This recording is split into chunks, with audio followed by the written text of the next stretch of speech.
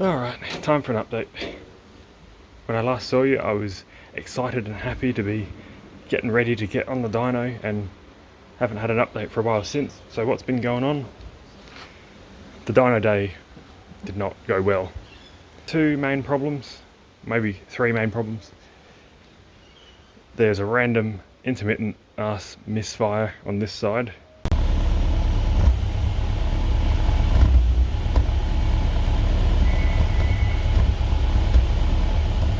And it's not the coil, and it's not the plugs, and it's not the injectors. And it's not the valve timing, because there's 200 psi compression in all four cylinders. So what the is it? Anyway, that's the main problem, which meant because that was happening they couldn't tune it. Second problem, the fuel pressure was way too high, going up to 100 psi.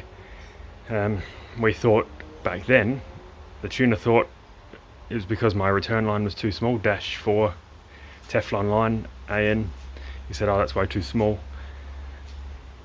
So that was another reason why we couldn't tune it. We ended up running a return line out of rubber up over the roof into the filler neck just to get some progress, but then we found that misfire. And the third problem, which he picked up, the reading for the throttle position sensor is jumping all over the place between 0 and 0.3%. Wherever you are in the throttle range, the number just on the screen just flickers and jumps around about 0.3, 0.4%. And he said it shouldn't be doing that. The annoying thing is it still does it on the screen on the laptop. It still does that even with the TPS disconnected.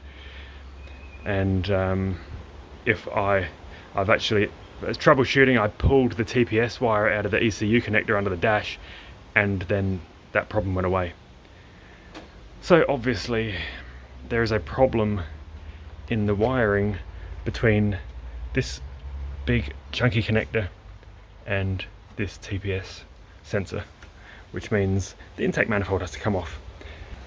So yeah, there's that. Explain if that wiring under there is shit because it's second hand. That might explain why there's a random misfire on this side. Bad wiring. So basically my experience with this engine so far, every single thing on it that was second hand, like injectors, coil, the idle valve, the TPS, the wiring, and the fuel pressure regulator have all been unusable shit. Because they're second hand crap that I didn't, because I never saw this engine running in its donor car. I bought this engine loose, sight unseen, for about 250 bucks. Got it rebuilt. I thought I'd done enough to avoid this second-hand nonsense, but nope. Rectify the fuel return issue.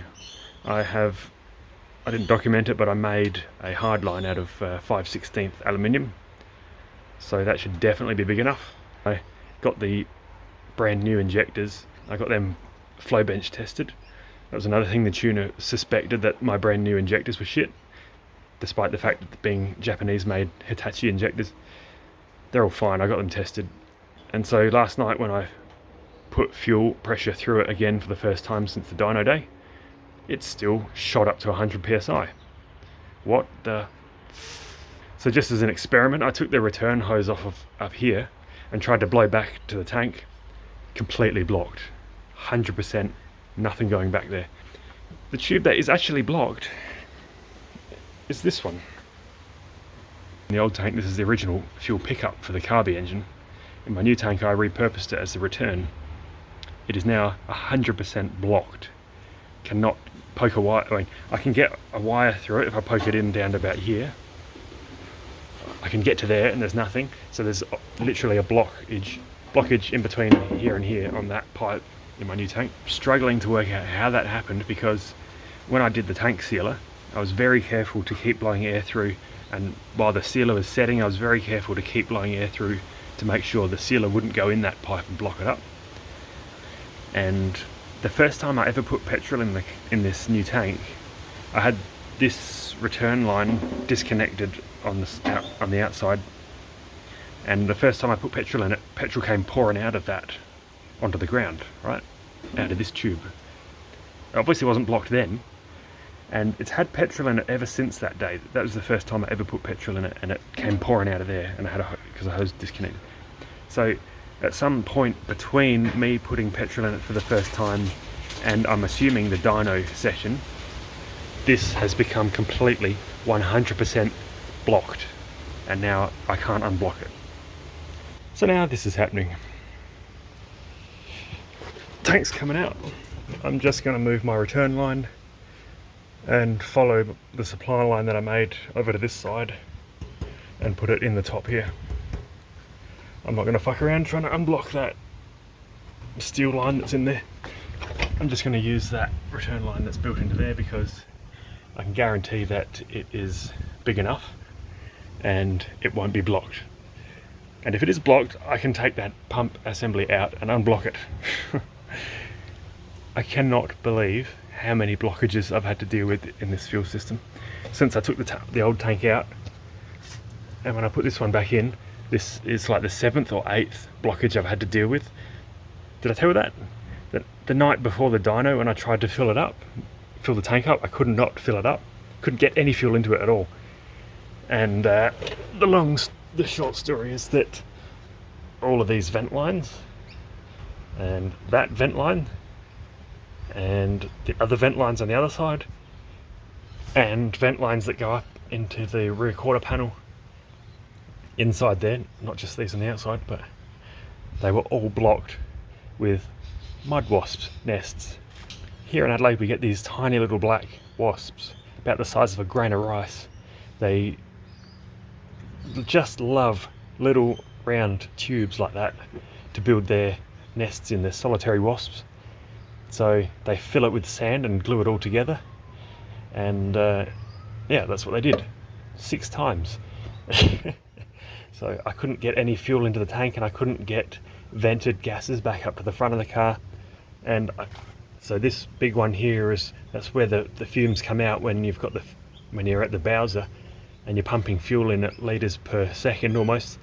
All the air that's displaced comes out through this one. Even that big pipe, that was blocked with mud wasps' nest. And now this blockage for the return line, that's number 7 or 8. I've lost count at this point, but yeah, I've had so many blockages. It's a bit frustrating. Back to here, the return line, new return line's all plumbed up. Let's see what happens. I will reset the ECU.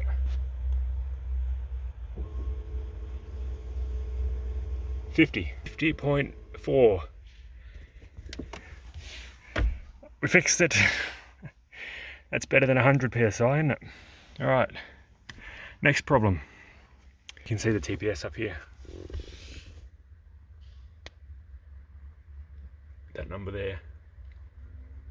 The tuner seemed to think that that was a problem. That's me pushing down the pedal. He said it shouldn't be doing that, and the only way I can stop it from doing that is physically pulling the TPS wire out of the ECU connector.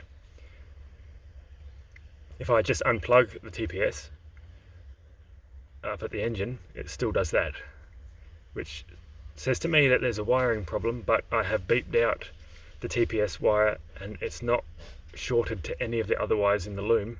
It's literally the TPS wire goes from the TPS connector through the bell housing connector through the firewall grommet to the ECU.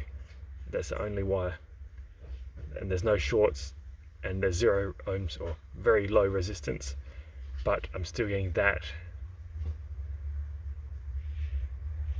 So I don't know, I might have to pull the intake manifold off, get all new connectors for all the sensors and injectors and coil and everything, and some, a few rolls of TEFCell wire or TXL wire, a new crimping tool, and just go to town, completely make that engine loom from scratch with all new wire, all new connectors, everything brand new. That's the only way I can guarantee that I'm not going to be dealing with this second-hand bullshit like I've been struggling with up until this point. Anyway, rant over. Fuel pressure problem is sorted.